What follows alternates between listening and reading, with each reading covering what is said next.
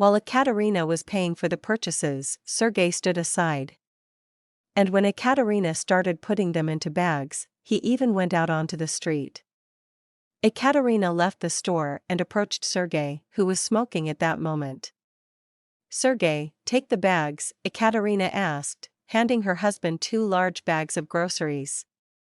Sergei looked at her as if he had been asked to do something illegal and asked in surprise, "What about you?" Ekaterina was at a loss, not knowing how to answer that question. "What do you mean, what about me? And what was the question asked for?" Usually, a man always provides physical assistance, and it's somehow wrong when a woman has to carry heavy bags while the man walks lightly beside her. "Sergei, they're heavy," Ekaterina replied. "So what?" Sergei continued to resist. He saw that Ekaterina was starting to get angry, but out of principle, he didn't want to carry the bags. He quickly walked ahead, knowing she wouldn't catch up with him. "What do you mean, take the bags? Am I some kind of servant or a doormat? I'm a man, and I decide whether to carry bags or not." "Let her carry them herself, she won't break," Sergei reflected. His mood today was such, to train his wife. "Sergei, where are you going? Take the bags," Ekaterina shouted after him. The bags were indeed heavy. And Sergei knew it because he mostly loaded these groceries into the cart himself. The way home was not far. About a 5-minute walk, but when you're carrying heavy bags, the road seems much longer. Ekaterina walked home, almost in tears. She hoped Sergei was just joking and would come back for her. But no, she saw him getting further and further away. She wanted to drop the bags, but she continued to carry them in a daze. When she reached the entrance, she sat down on a bench, unable to go any further. She wanted to cry from offense and exhaustion, but she held back her tears. It's shameful to cry on the street. But she couldn't swallow this situation either. He not only offended her, but also humiliated her with such behavior. And he used to be so attentive before they got married. It would be one thing if he didn't understand. But he does, and he acted consciously. "Hello, Ekaterina." A neighbor's voice brought her out of her reverie. "Hello, Mrs. Maria," Ekaterina replied. Mrs. Maria lived 1 floor below and was friends with Ekaterina's grandmother when she was alive. Ekaterina had known her since childhood and always treated her like another grandmother. And after her grandma's death, when Ekaterina inherited her apartment and faced her first financial difficulties, Mrs. Maria always helped her. There was no one else. Ekaterina's mother lived in another city with her new husband and other children, and she didn't remember her father.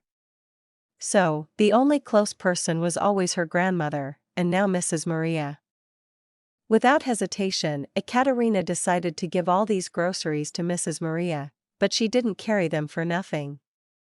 Mrs. Maria's pension was small, and Ekaterina often spoiled her with various treats. "Let's go, Mrs. Maria, I'll walk you to your apartment," Ekaterina said, taking those heavy bags in her hands again.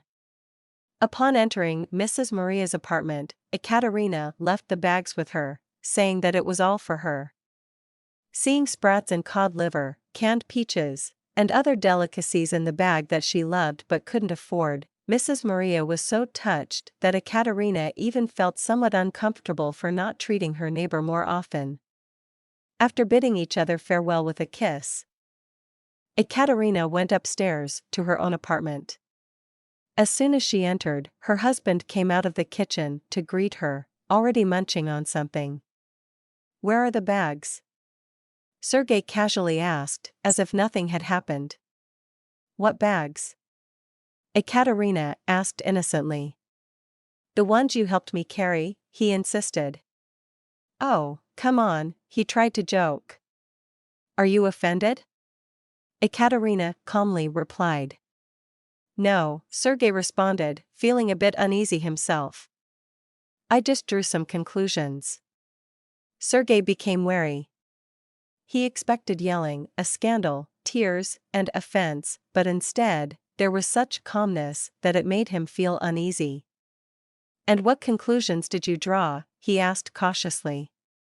"I don't have a husband," Ekaterina stated. And with a sigh, she added, "I thought I got married, but it turns out I married a fool." "I don't understand," Sergei said, feeling deeply offended. "What's not to understand?" Ekaterina asked, looking him straight in the eye. "I want my husband to be a man, and apparently, you also want your wife to be a man. Well then, you need a husband too."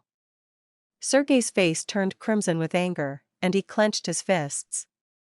But Ekaterina didn't see it, she had already gone into the room to pack his things. Sergei resisted until the end, he didn't want to leave. He sincerely didn't understand how such a trivial matter could destroy a family. Everything was fine, she carried the bag herself. So what? Sergei grumbled as she briskly packed his belongings. "Hope you'll carry your own bag," she said firmly, not even listening to him. Ekaterina understood perfectly that this was just the first warning, and if she swallowed this situation now, the training would only get tougher with each subsequent time. That's why she put an end to any further attempts and showed him the door.